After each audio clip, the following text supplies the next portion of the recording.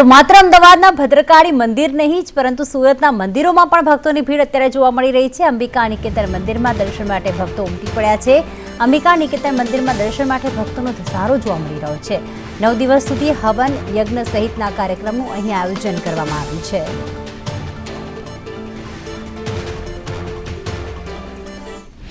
આજે ચૈત્ર નવરાત્રિની શરૂઆત છે ત્યારે સુરતના અંબિકા નિકેતન ખાતે ભક્તોની ભીડ જોવા મળી રહી છે। મોટી સંખ્યામાં આજે વહેલી સવારથી જ ભક્તોની ભીડ જોવા મળી રહી છે। માતાજીના દર્શન કરવા માટે મોટી સંખ્યામાં ભક્તો આવી પહોંચ્યા છે। ત્યારે મહારાજ છે તેમની સાથે વાત કરીશું।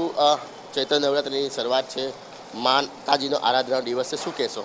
જય માતાજી। બધા માતાજીના ભક્તોને શ્રી અંબિકા નિકેતન પરિવાર તરફથી જય અંબે છે। અહીં આજથી વસંત ઋતુનો પ્રારંભની સાથે ચૈત્રી નવરાત્રિ પ્રારંભ થઈ રહી છે। આજે ચૈત્રી નવરાત્રિનો પહેલો દિવસ છે। નવરાત્રિનું પર્વ એટલે માં જગદંબિકાની આરાધના કરવાનું, માતાજીની આરાધના કરવા માટેનો સર્વશ્રેષ્ઠ સમય ગણવામાં આવે છે। એટલે આમાં લોકો વિવિધ પ્રકારે કોઈ જપ કરીને, કોઈ ઉપવાસ કરીને, કોઈ માતાજીનું પૂજન કરી, હવન કરી પોતપોતાના શક્તિ અને સામર્થ્ય અનુસાર લોકો માતાજીની આરાધના કરતા હોય છે।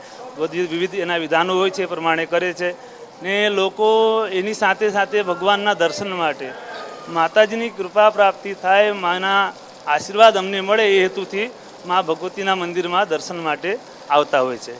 આ દિવસોમાં માતાજીના દર્શન કરીને ખાસ કરીને ભક્તો પોતાના શું માંગ લઈને દુઃખ દર્દ કેવી રીતે દૂર કરે છે?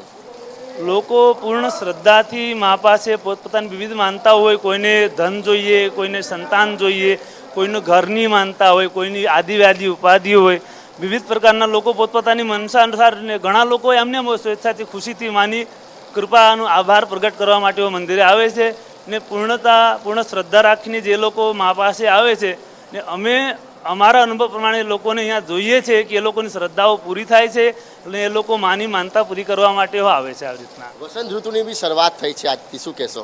આ વસંત ઋતુનો પ્રારંભ એટલે નવા પલ્લવો કોપલિત થાય ત્યારે બધા જે પનખડમાં જે બધા પાંદડાઓ પડી ગયેલા હોય ને ઝાડવામાં જે રીતના નવા પત્રો આવે, પુષ્પો આવે, ફૂલો આવે ને ફળ લાગે એ પ્રમાણે બધા ભક્તોના જીવનમાં મા જગદંબા એ રીતના નવું સંચાર કરે, નવા ફળ ઉગાડે, ફૂલ ઉગાડે, એ રીતના બધાનો આગળ વધાવી માને પ્રાર્થના કરીએ છીએ।